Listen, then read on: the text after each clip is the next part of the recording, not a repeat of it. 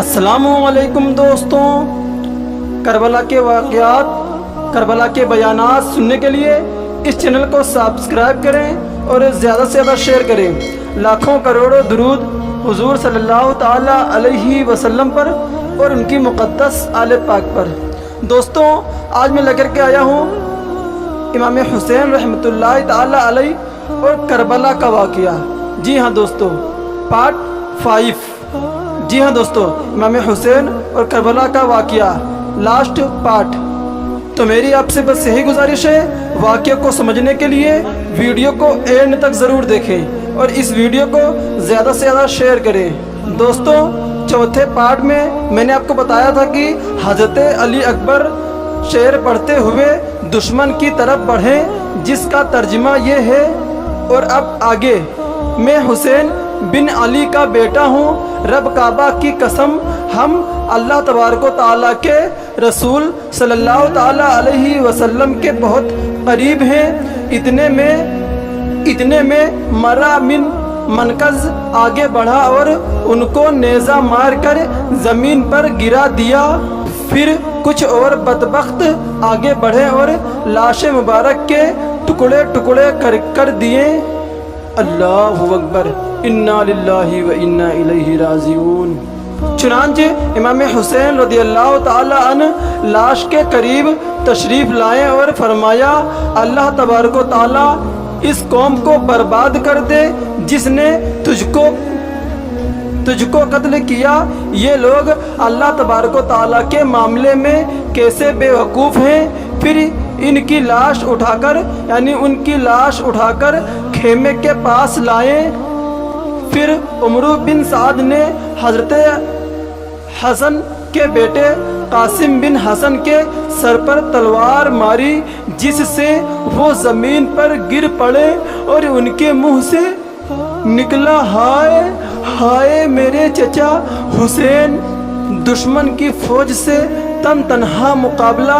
अब इमाम हुसैन रदियल्लाहु ताला अन्हु तकरीबन तनहा और बेयार मददगार रह गए थे, लेकिन अब आप रदियल्लाहु ताला अन्हु की तरफ बढ़ने की किसी को हिम्मत ना हो रही थी। चुनांचे काफ़ी देर तक यही कैफियत रही कि जो शख्स भी आप रहमतुल्लाहि ताला अलैहि की तरफ बढ़ता फौरन वापस लौट जाता। यहाँ तक कि कबीला गंध का एक शक्ल कुलूब शख्स, यहाँ तक कि कबीले का एक शख्स मालिक बिन नसीर आगे बढ़ा और उसने इमाम हुसैन रदियल्लाहु ताला अन्हु के सरे मुबारक पर हमला कर दिया, जिससे आप रदियल्लाहु ताला अन्हु शदीद ज़ख्मी हो गए। उस वक्त आप रदियल्लाहु ताला अन्हु ने अपने छोटे साहबजादे अब्दुल्ला बिन हुसैन को अपने पास बुलाया और अभी अपनी गोद में बिठाया ही था कि एक बदनसीब शख्स ने उन पर एक तीर चलाया, जिससे वो भी शहीद हो गए। अल्लाहु अकबर। चुनांचे इमाम हुसैन रदियल्लाहु ताला अन्हु ने अपने मासूम बच्चे का खून दोनों हाथ में लेकर ज़मीन पर बिखेर दिया और अल्लाह तबारक व ताला से दुआ की कि ए अल्लाह तू ही इन बख्त और जालिमों से हमारा इंतकाम लेना। अब इमाम हुसैन रदियल्लाहु ताला अन्हु की प्यास हद को पहुंच चुकी थी। आप रदियल्लाहु ताला अन्हु पानी पीने के लिए दरियाए फुरात के करीब तशरीफ़ ले गए, मगर हसीन बिन नमीर एक जालिम शख्स ने आप रदियल्लाहु ताला अन्हु की तरफ एक तीर फेंका, जो आप रदियल्लाहु ताला अन्हु के मुंह पर जाकर लगा। अल्लाहु अकबर। जिससे आप रदियल्लाहु ताला अन्हु के दहन मुबारक से खून फूटने लगा। उसके बाद शिमरजी अल जोशन 10 आदमी अपने साथ लेकर इमाम हुसैन रदियल्लाहु ताला अन्हु की तरफ आगे बढ़ा। आप रदियल्लाहु ताला अन्हु उस वक्त प्यास की शिद्दत से निढाल और जख्मों से चूर हो चुके थे, लेकिन उसके बावजूद उनका دلیرانہ مقابلہ کرتے رہیں، اور جس طرف سے آپ رضی اللہ تعالی عنہ آگے بڑھتے یہ سب کے سب وہاں سے بھاگتے نظر آتے تھے۔ چنانچہ شمر نے جب یہ دیکھا کہ امام حسین رضی اللہ تعالی عنہ کو قتل کرنے میں ہر شخص لیت اللیل سے کام لے رہا ہے، تو اس نے آواز لگائی کہ سب لوگ یکبارگی ان پر حملہ کر دو۔ اس کی بات سن کر بہت سے بدنصیب آگے بڑھے اور نیزوں اور تلواروں سے یکبارگی امام حسین رضی اللہ تعالی عنہ پر حملہ کر دیا، اور اس طرح سے ان ظالموں کا دلیرانہ مقابلہ کرتے کرتے بلا آخر کار امام حسین رضی اللہ تعالی عنہ نے جام شہادت نوش فرما لیا۔ اللہ اکبر، انا للہ و انا الیہ راجعون۔ اس کے بعد عمرو بن سعد 2 روز کے بعد اہل بیت رضی اللہ تعالی عنہ امام حسین رضی اللہ تعالی عنہ کی بیٹیوں اور بہنوں اور بچوں کو ساتھ لے کر کوفہ کے لیے نکلا ہی تھا کہ انہیں امام حسین اور ان کے اصحاب کی لاشیں پڑی ہوئی نظر آئیں۔ عورتوں اور بچوں نے جب یہ منظر دیکھا تو کوہرام مچ گیا، گویا آسمان و زمین رونے لگے۔ عمرو بن سعد نے جب اہل بیت رضی اللہ تعالی عنہ کو ابن زیاد کے سامنے پیش کیا تو اس وقت امام حسین کی ہمشیرہ حضرت زینب نے بہت میلے اور خراب کپڑے پہنے رکھے تھے، اور ان کی باندیاں ان کے ارد گرد تھیں، اور وہ ایک طرف جا کر خاموش ہو کر بیٹھ گئیں۔ چنانچہ ابن زیاد نے پوچھا، یہ ایک طرف جا کر علیحدہ بیٹھنے والی کون ہے؟ حضرت زینب رضی اللہ تعالی عنہا نے کوئی جواب نہ دیا۔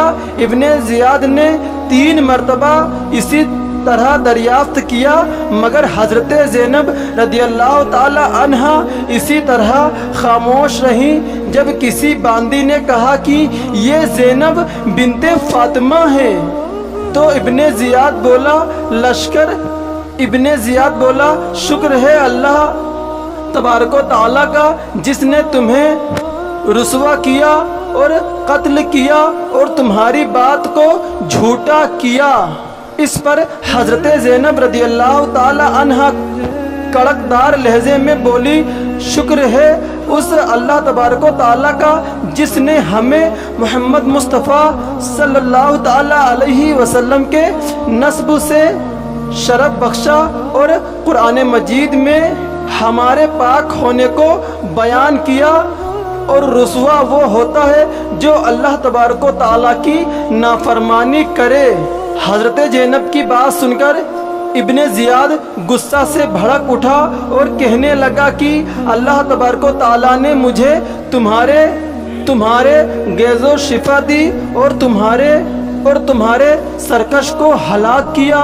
حضرت زینب رضی اللہ تعالی عنہا کا دل بھر آیا، وہ اپنے آپ کو سنبھال نہ سکیں اور اس لیے بے اختیار رونے لگی اور فرمانے لگی، اگر یہی تیری شفا ہے تو اسی کو اپنی شفا سمجھ رکھ۔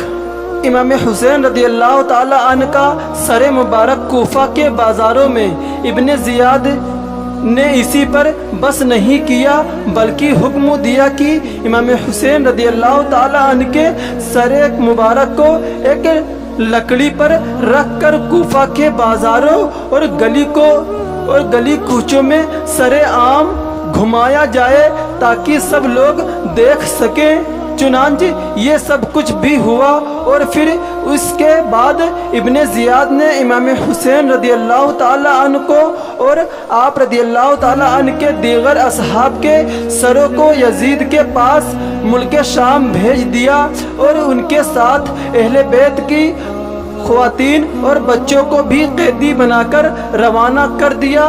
جب یہ لوگ ملک شام پہنچے تو انعام کے شوق میں حر بن قیس جو इनको लेकर गया था फौरन यजीद के पास पहुंचा।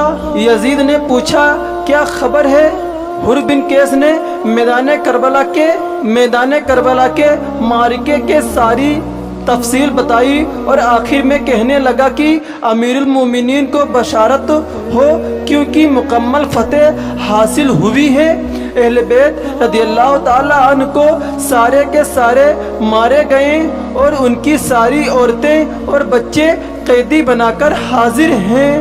जब वो यजीद के सामने पेश किए गए तो हज़रत ज़ैनब ने हज़रत अली रदियल्लाहु ताला अन्हु के लहजे में गुफ्तगू करते हुए कहा कि तू कमीना है और ना तुझे इसका इख्तियार है और ना ही यजीद को इसका हक है।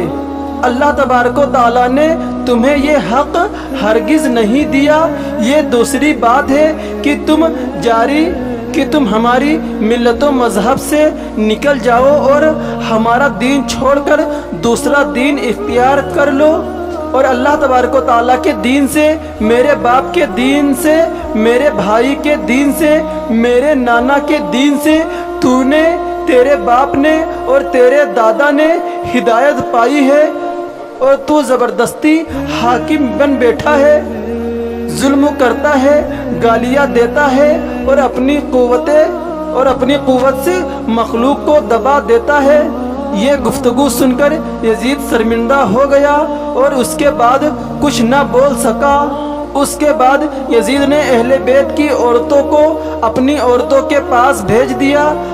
चुनांचे हज़रत सज्जाद रदियल्लाहु ताला अन्हु हथकड़ियों और बेड़ियों में यजीद के सामने लाए गए तो उन्होंने यजीद के सामने आकर कहा कि अगर रसूलुल्लाह सल्लल्लाहु ताला अलैहि वसल्लम हमें इस तरह कैद में रखते तो कैद से रिहा फरमा देते।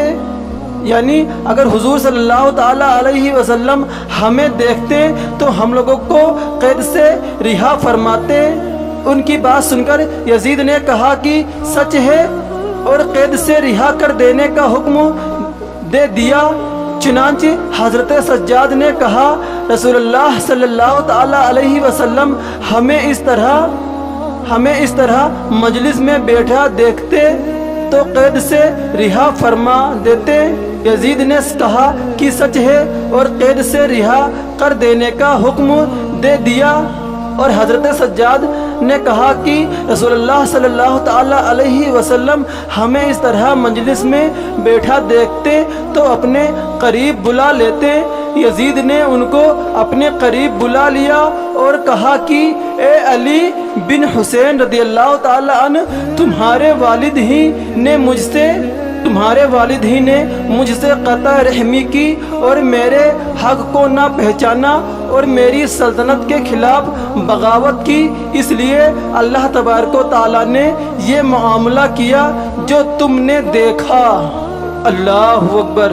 दोस्तों, करबला का वाक़या यहाँ पर ख़त्म हुआ और अभी हम आपको हज़रत अली अकबर, हज़रत अली असग़र और हज़रत अब्बास रदियल्लाहु ताला अन्हु और हज़रत सैयदना इमाम हुसैन रदियल्लाहु ताला अन्हु की शहादत भी आपको बताएंगे। तो हमारे चैनल को सब्सक्राइब करिए और ज़्यादा से ज़्यादा शेयर करिए और बेल आइकन को भी दबाइए ताकि हमारी जो नई वीडियो अपलोड हो सबसे पहले आप तक नोटिफिकेशन पहुंच सके। दोस्तों, फिर मुलाकात होगी आपसे एक और नई वीडियो में एक और करबला के बयान के साथ। और अगली वीडियो हम किनकी शहादत बताएं ये आप हमारे कमेंट में बॉक्स में ज़रूर बताएं। तब तक के लिए अल्लाह हाफिज़, अस्सलामु अलैकुम। अपना बहुत ज़्यादा ख्याल रखा करें, दुआओं में हमें भी याद रखें। अल्लाह आप सबका निगहबान।